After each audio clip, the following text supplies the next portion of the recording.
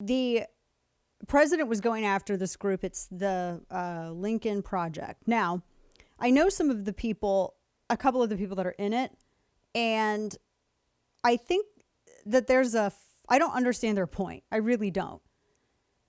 I am confused by it, in fact. The point of but okay, so if their point of existing is to just bash the president, to what end? To ensure he doesn't get elected in November? So they're Democrats. Right. Exactly. But they say that they're Republicans. Of course they do. And and some of them actually were, because I know a couple of them. And look, people that I'm friends with that I think differently politically, I'm not going to go at their throats. I'm just not, because this is how I operate. Because I think that people are more than politics. When they're wrong, I tell them that they're wrong, and we disagree. And I also have a golden rule that I learned from late mentor and former boss and longtime friend, Andrew Breitbart, where when you have your disagreements, your ideological disagreements with folks, you battle it out, backchannel, and you come to terms backchannel, because when you've got disagreements between you two, it ain't for anybody else's entertainment. And that is my golden rule. And I will and it's also a biblical approach.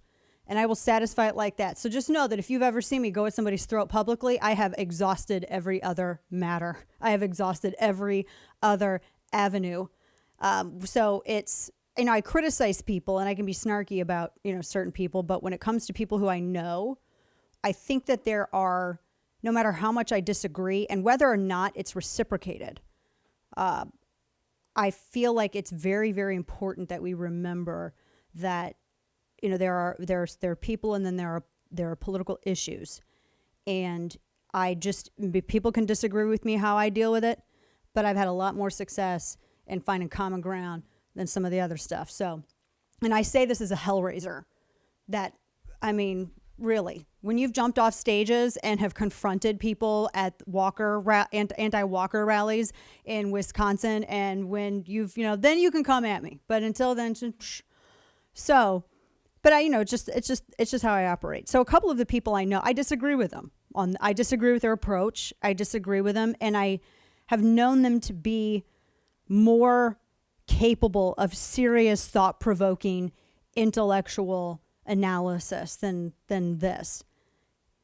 I just don't understand, and I legitimately mean this. I don't understand the point of the group, because if the point of the group is to say we are upset that with Trump as president, and we think that he is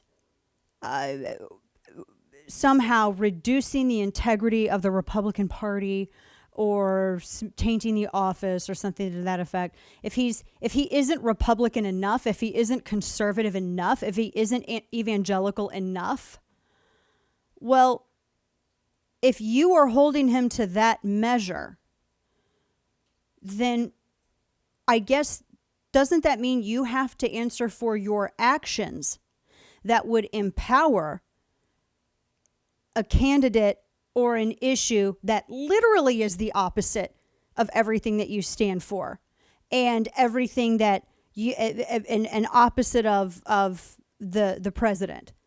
Then you're empowering that more than he is. So wouldn't that make you more at fault than him?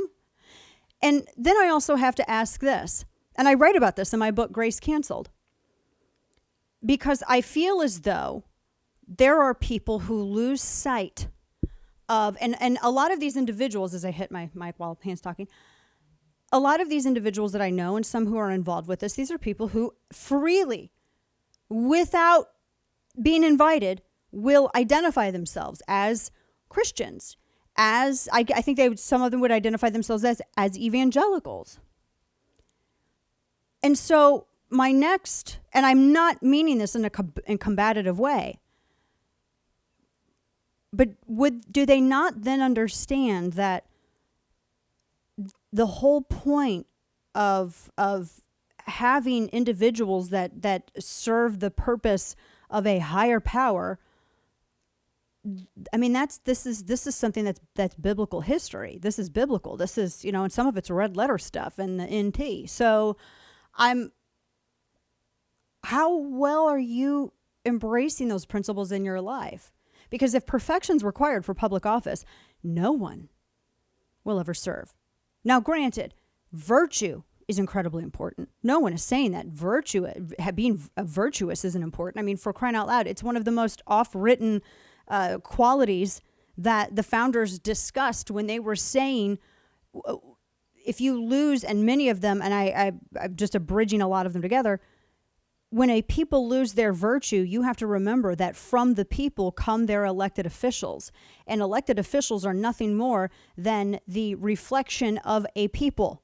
It is the people's desires and their political objectives and their advocacy and their interests and their list of things that they want to have accomplished, all combined into one person.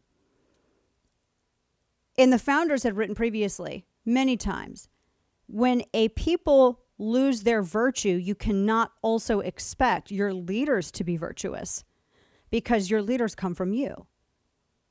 Virtue is important for nothing other than, if you had to have it for just one thing, just for simply having leverage of accountability for elected officials. And so I go back to my original point. So to what end? Why? I don't understand the group. They're there just to bash the president? For what purpose? Do they want a different Republican in office? Because he's the incumbent. It's not going to happen, at least for the party's nomination. So you're saying that you would prefer to have a Democrat? And I've actually heard some conservative friends, and some dear friends of mine say this.